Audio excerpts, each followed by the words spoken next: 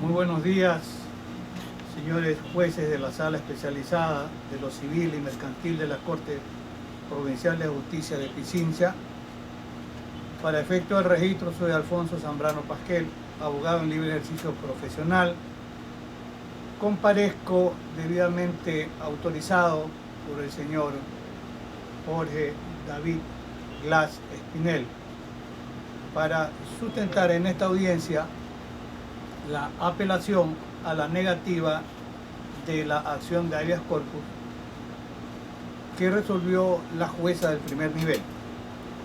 A efectos de que, y por el tiempo, sea muy concreta la pretensión, quiero señalar lo siguiente: ¿qué es lo que pretendemos y pretende mi representado en esta audiencia?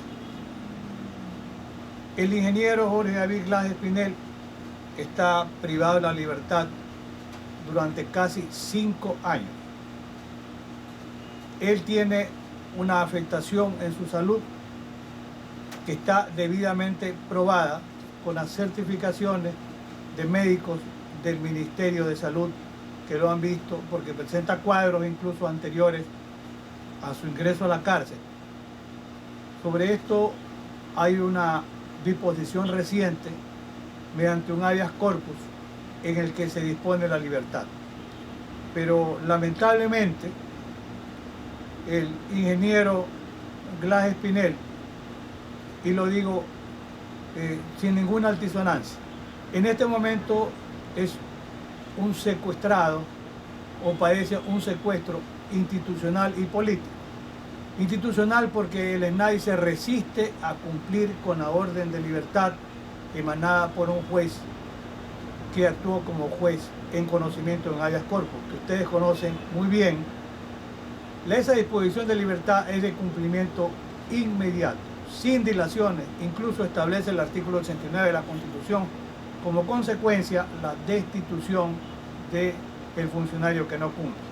Lamentablemente, el señor presidente de la República dio la orden de que de ninguna manera se cumpla esa disposición, y por eso digo que es hoy víctima de un secuestro institucional y también político. ¿Qué tiempo tiene ya el ingeniero Glass privado de la libertad? Cerca de 5 años. Si los jueces de garantías penitenciarias hubieran procedido a la unificación de la condena, siendo la más alta la de 8 años, por eso dicen tanto la Comisión Interamericana de Derechos Humanos, el CIDH, como una comisión de expertos europeos, que hace por lo menos 20 meses debió acogerse al beneficio del cambio de régimen que demandaba la unificación de la condena. Pero no se ha atendido ese derecho. En este momento, ¿qué es lo que nosotros estamos planteando?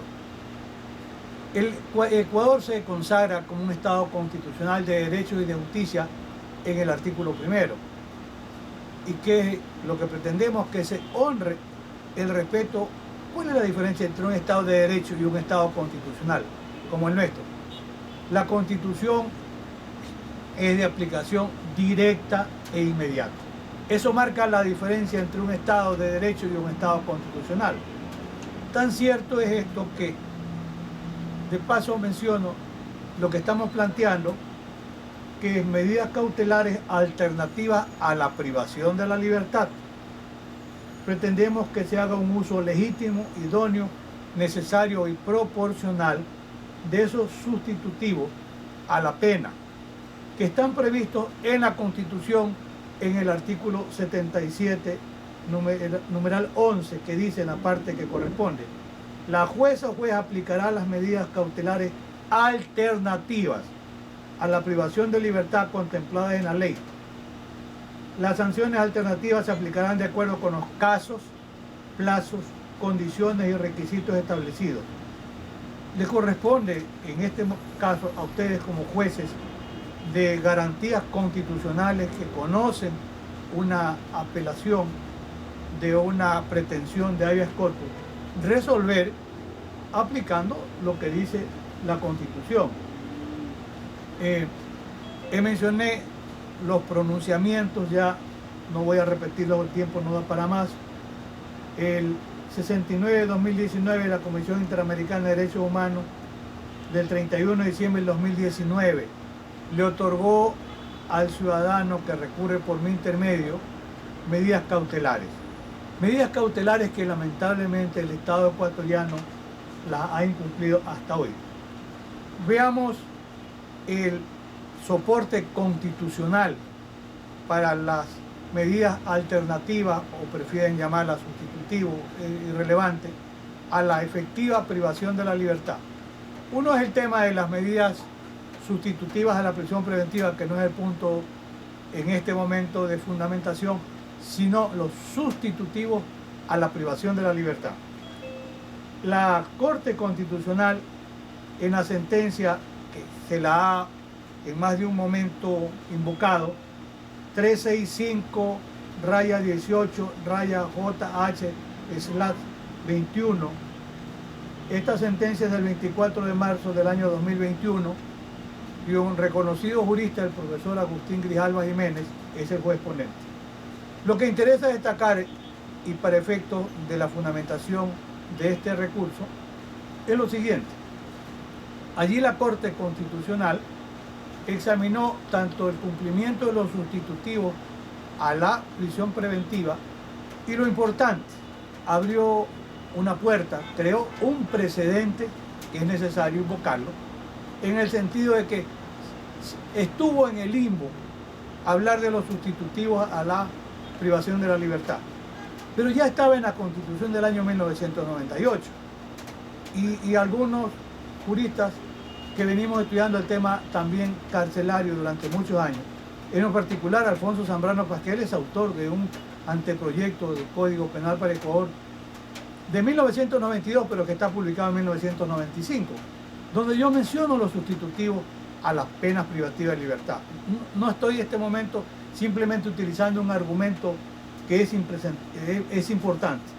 La Corte dijo en este tema, ¿proceden o no los sustitutivos a la privación de la libertad? Dijo que sí procedían. La Corte, y es lo que algún constitucionalista ha dicho, es que la Corte abrió la puerta. No abrió la puerta para la impunidad, sino para un uso racional y ponerle un límite o una contención a la privación de la libertad. Y dijo la Corte Constitucional, tómese en consideración, dijo, la gravedad del delito.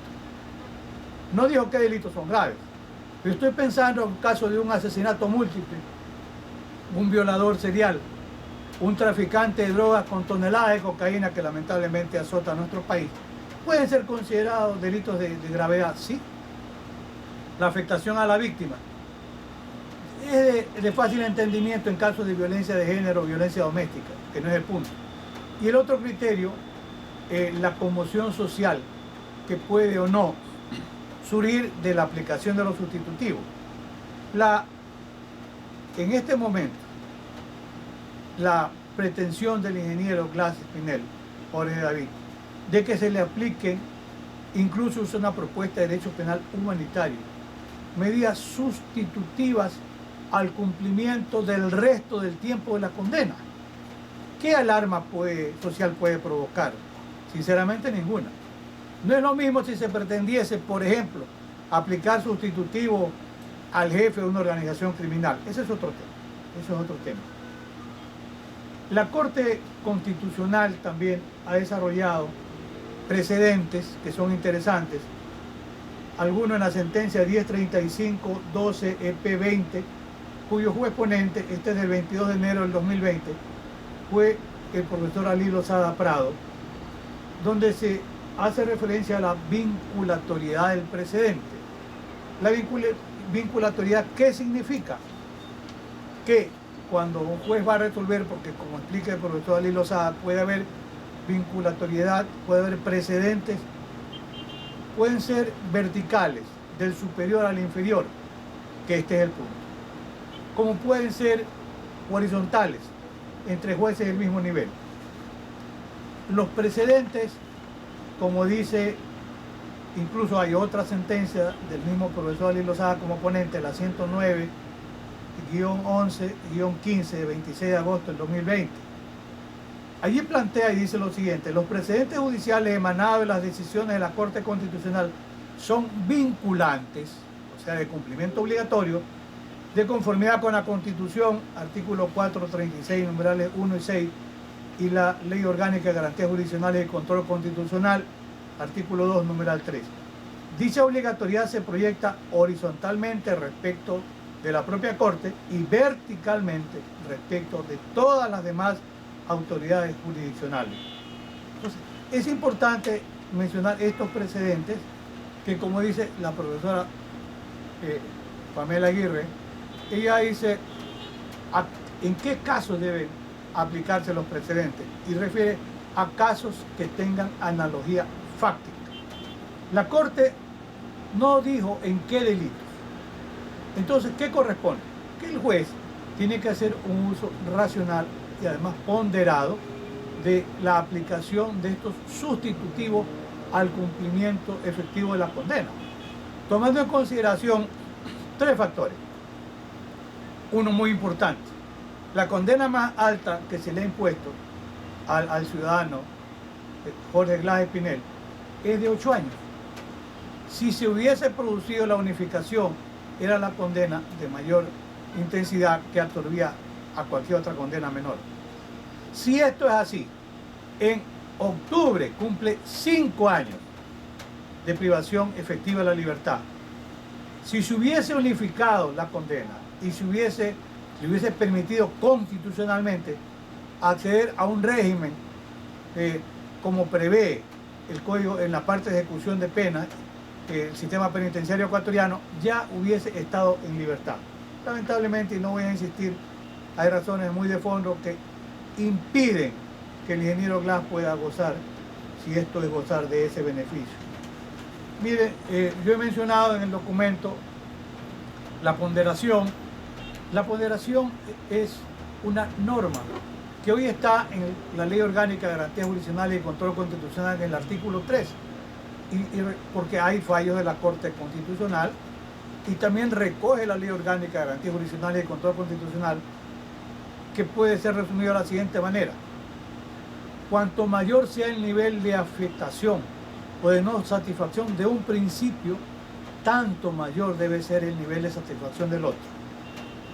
Yo recuerdo el caso Kimmel versus Argentina del año 2005 en la Corte Interamericana de Derechos Humanos, y ahí se discutía entre el derecho a la libertad de información versus el derecho a la honra, a la dignidad, etc.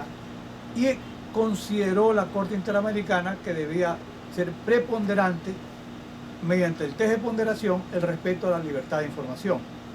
En este caso estamos sosteniendo, hay un derecho, el derecho sí del Estado, de mantener privado de la libertad a una persona, pero ese derecho no puede ser un derecho que no tenga límites, y por eso la Constitución del año 2008 prevé la aplicación directa de la Constitución. Este es un tema interesante. La Ley Orgánica de Garantías Jurisdiccionales, no voy a volverla a mencionar por el momento, establece incluso reglas de interpretación y establece la obligación de los jueces de respetar en su momento la Constitución. El artículo 4 en los principios procesales dice: los derechos y garantías como esta que estamos invocando, establecidas en la Constitución y en los instrumentos internacionales de derechos humanos, serán de directa e inmediata aplicación por y ante cualquier servidor o servidora pública, administrativa o judicial. El punto es el siguiente: ¿cómo se resuelve esta pretensión? Con un adecuado control de constitucionalidad. No me voy a referir al control de convencionalidad, como dice el profesor Sergio García Ramírez, ilustre mexicano. El control de convencionalidad debe invocarse cuando no exista un medio o mecanismo, que en el Ecuador sí lo tenemos y en buena hora. Menciono, el artículo 426, el inciso segundo dice: las juezas y jueces, autoridades administrativas y servidores públicos aplicarán directamente las normas constitucionales y las previstas en los instrumentos internacionales de derechos humanos, siempre que sean más favorables a las establecidas en la Constitución. Y el artículo 11, numeral 3, inciso primero, de la misma Constitución, de manera muy parecida dice, serán de directa e inmediata aplicación por y ante cualquier servidor o servidor público, administrativo o judicial, de oficio o petición de parte. Los derechos, dice además la Constitución, serán plenamente justiciables. No podrá alegarse falta de normas jurídicas para justificar su violación o desconocimiento para desechar la acción por esos hechos ni para negar su reconocimiento. En esta parte anoto lo siguiente. Ni siquiera es sustentable que alguien diga, oiga, pero es que en el Ecuador no se dictó la ley. No se dictó la ley, no se la dictó, pues. Pero hay el mandato constitucional de aplicar de manera directa e inmediata ese mandato constitucional que está en el artículo 77, que lo recoge también la ley orgánica. Yo, por el tiempo, debo concluir de la manera siguiente. Primero, lejos de toda duda, es la grave afectación que padece el sistema carcelario ecuatoriano. Algún momento dijo un ilustre jurista y magistrado de la Corte, Ramiro Ávila Santamaría, en un voto concurrente, el efecto que ocasiona la privación de la libertad, las condiciones.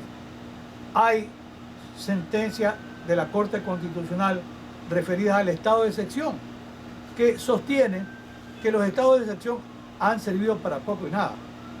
La mejor prueba o evidencia es que entre el año 2021 y 2022 son más de 400 muertos por actos violentos en las cárceles ecuatorianas. Entonces no se puede decir que la integridad del ciudadano Jorge David Glass Espinel no está en riesgo.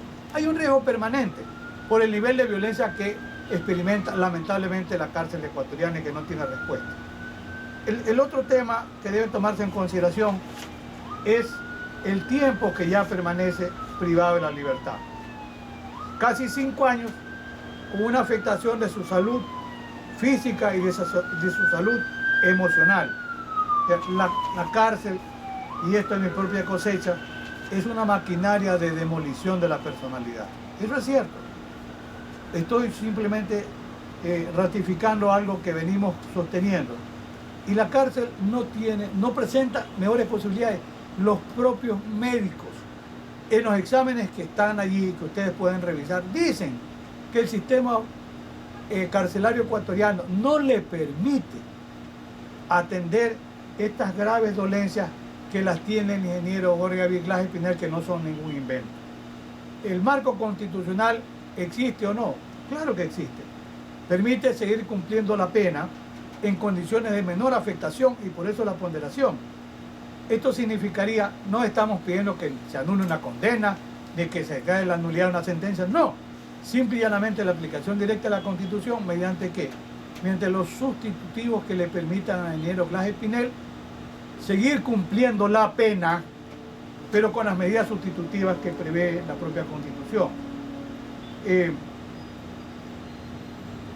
¿Es o no, y con esto debo concluir por el tiempo asignado, es o no procedente que se apliquen los sustitutivos que hemos invocado? Es procedente, son procedentes, y aquí acudimos a un principio constitucional que es el derecho a una tutela judicial efectiva. Ustedes como jueces constitucionales conocen muy bien que la tutela, que está en el artículo 75 de la Constitución, que prevé que hay un camino para poder plantear, como en este caso, mediante la apelación, la aplicación de una garantía. Está el camino, está en la Constitución. Debe haber jueces, esos jueces son ustedes, dignísimos magistrados. Y tiene que haber una respuesta pronta, ágil y oportuna de efectivo cumplimiento. De manera que eso es el derecho a la tutela judicial efectiva. Esto que pretendemos es una propuesta de derecho penal humanitario y que responde al garantismo penal. Como dice ese gran filósofo del garantismo penal, el profesor Luis Ferraioli, hay grandes constituciones, en algún momento en un evento con él decía, grandes constituciones como la de Ecuador, llenas de un marco normativo, llenas de garantías. ¿Qué pasa cuando una constitución no se respeta y las garantías no se cumplen?